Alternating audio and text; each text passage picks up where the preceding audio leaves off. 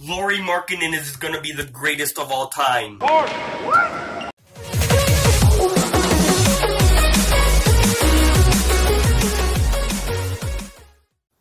What's going on, guys? Welcome back to another year NBA video. So in today's video, I'm going to be talking about the Jimmy Butler to Minnesota trade. So, as you all know, I'm a diehard Bulls fan. I've been a diehard Bulls fan ever since I started watching NBA in 2011.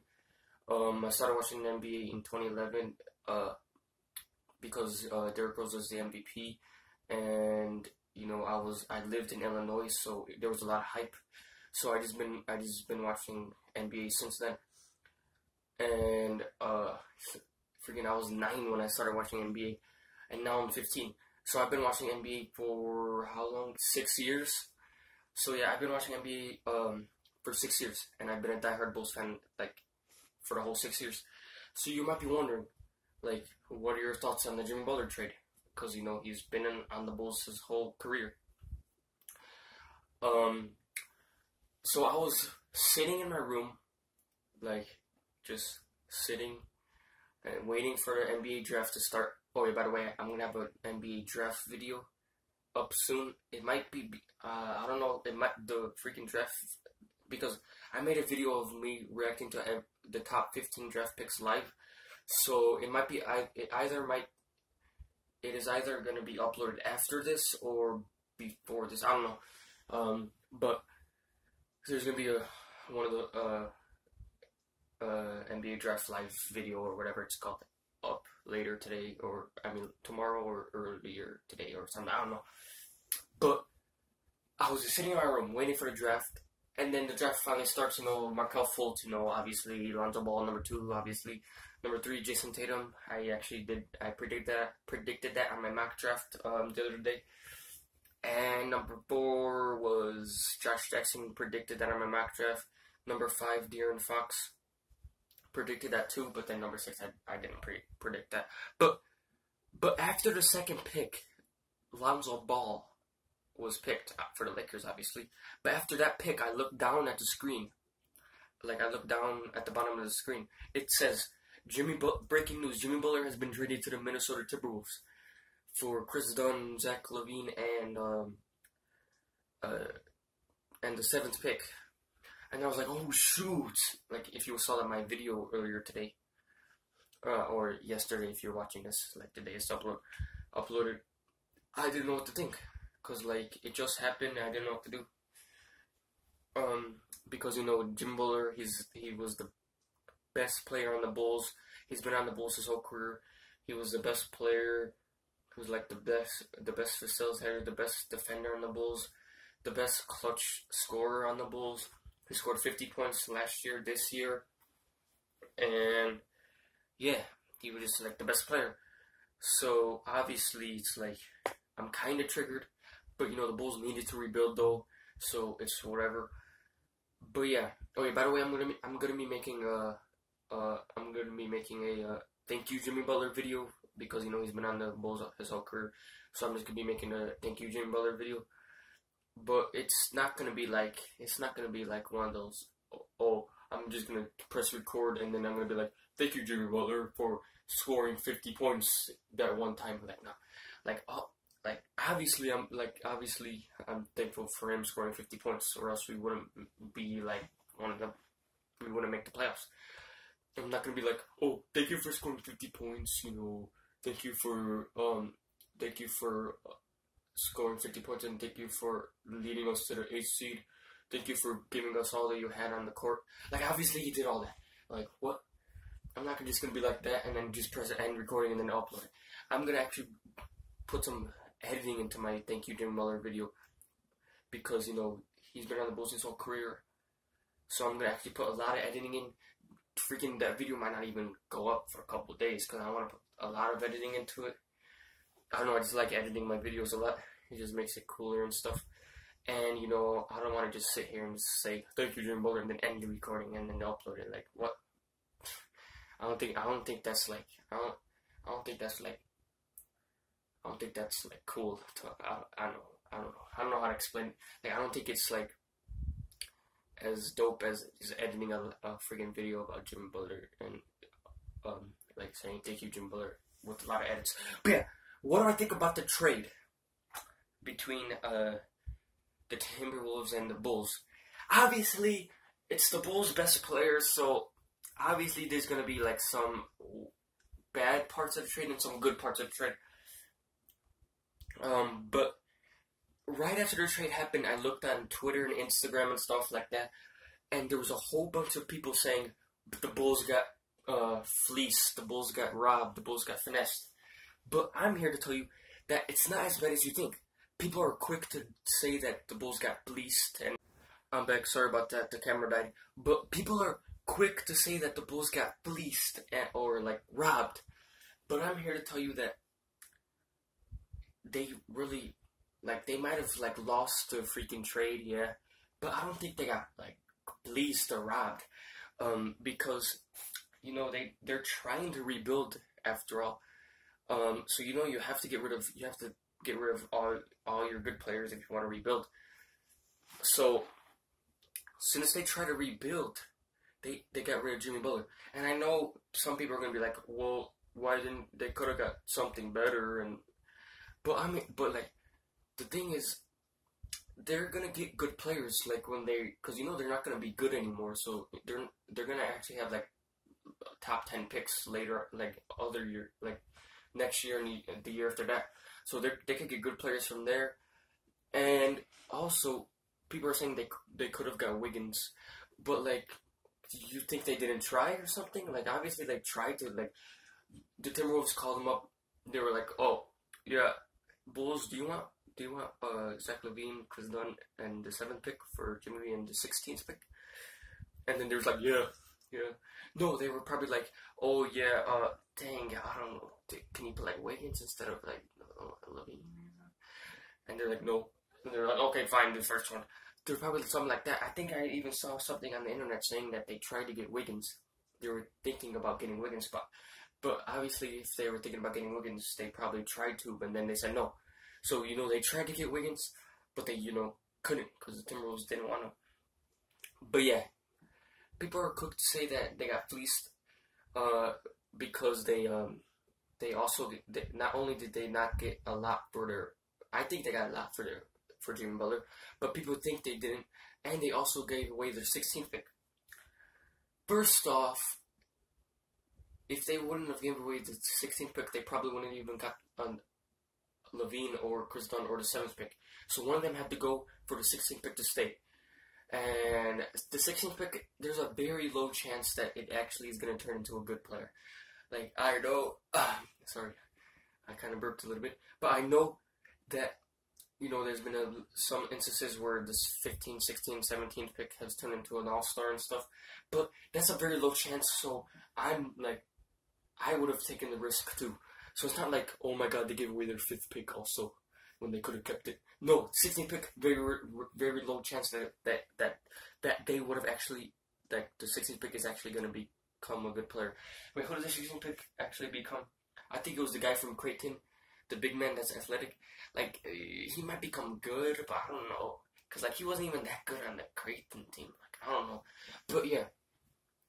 People are quick to say they got fleeced also because they said that Chris Dunn had a trash rookie year. Well, let me tell you something. So, in Providence, he was the go-to guy. He was the main guy. He was the best player. He was, like the coaches let him play his game. They let him do whatever he wanted. They let him make mistakes. They let him develop and stuff. But when he was on the Timberwolves, Cat was there. Wiggins was there. LaVine was there. Well, LaVine is there with the Bulls now, but like LaVine was also like they're developing too. Rubio was starting in front of him, so he didn't get any minutes. And when he did get minutes, he was like passing it to Wiggins and Cat, like just watching them and then trying to find them. And his role was to like find Wiggins and Cat and then just like watch them score. So like on the Bulls, there's like nobody else. Like everybody else is trying to develop too. So he could be like the main guy on the team to like facilitate and do whatever he wants, make mistakes and stuff like that. I also heard that it's bad that they got LaVine because he came off of injury. And I know that some players don't come back don't become good after an ACL injury. Derrick Rose.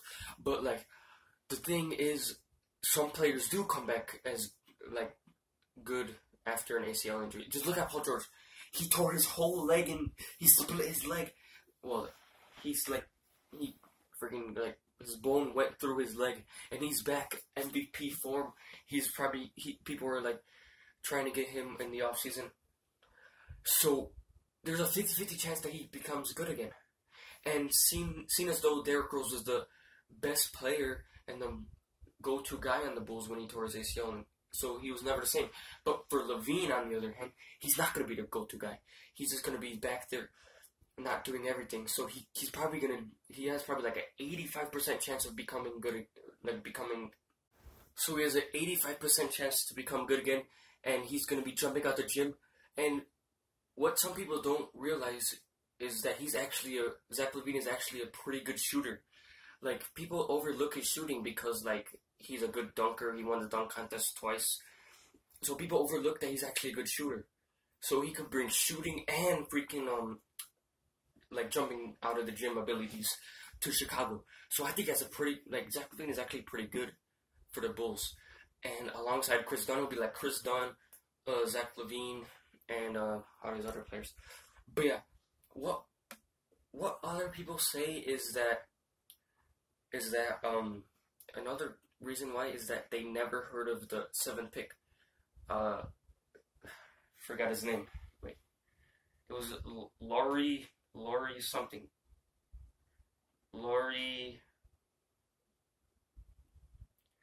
Bro, his last name is hard to freaking say. Laurie Markkinen, something like that. But so people are like, they should have got Malik Monk. They should have got Dennis Smith. Dennis Smith probably, he probably has like a better reputation. He's probably has a better chance to become to become good. But I'm here to tell you, what was his name? Markkinen. He's a freaking 7-footer. That alone can you gotta have some skill. But like 7 foot is already good. So alongside that, he could stretch the floor, and he can like post up. Well, he doesn't post up a lot, but he can post up a little bit. So he's like a Porzingis. He's like, if somebody like took Porzingis, it's like that meme, like here is my homework, but change it a little bit so the teacher doesn't know, or something like that. I forgot what it's called, and then it's like slightly changed. But it's like when somebody copy and pasted freaking Porzingis and like Photoshop him to look different. Like, okay, so he is a similar game as Porzingis. I think he could turn out like Porzingis as like where's it sounds, because like when Porzingis got drafted, everybody's like bust, he's trash. I even saw like because I was like, wow, I was a diehard Bulls fan back then too.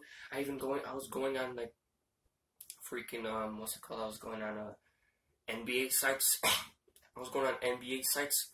Because like they grade each draft pick, and they're grading like Porzingis C, B, D's, and then like he turned out to be an A+. So I think that's gonna happen with Markkinen too, because he's like the same thing as Porzingis. So I think he's gonna turn out like Porzingis. I don't know though, because like I have faith in him, because right after he picked it, well, not right after, but like 30 minutes after the Bulls picked him, I went on YouTube and searched up his name and then searched highlights of his searched highlights. He scored 30 points in one game against Arizona State.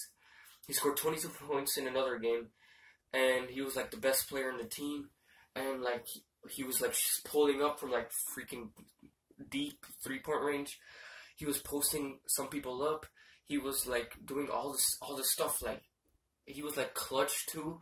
He like that 30-point game. I mean, I don't know if it was clutch because they were up by like 20, but like he was like, he went on a 9-0 run by himself. If like a bust, I don't think would do that. But there's been busts that have been good in college. But like, I don't think he's gonna be a bust. I think he's gonna be like Porzingis.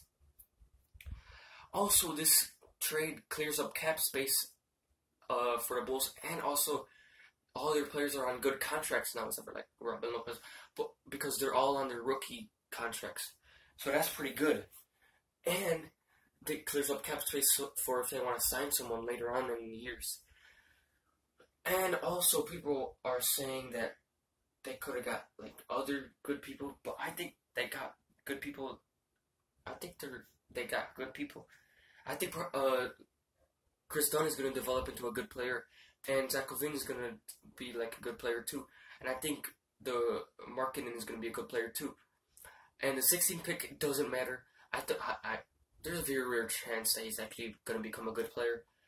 And then Jimmy Butler, we had to the Bulls have to rebuild, so they give away Jimmy Butler.